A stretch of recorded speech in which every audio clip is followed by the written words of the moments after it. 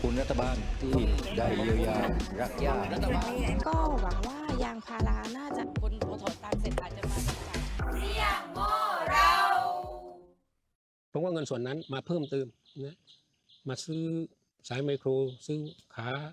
ซื้อเสาปักหัวสปริงเกอร์เพิ่มเติมแล้วก็ซื้อมอเตอร์มาตัวหนึ่งนะพอได้ช่วยนะก็เลยได้ปลูกแล้วก็ดูแลทุเรียนที่กำลังจะให้ผลผลิตนี้ดีขึ้นพอสมควรสะดวกขึ้นนะครับก็ขอบคุณรัฐบาลที่สนับสนุนโครงการมาเราเงินขาดพอดีใกล้จังหวะเงินขาดพอดี ก็เลยได้เงินนี้มาก็ช่วย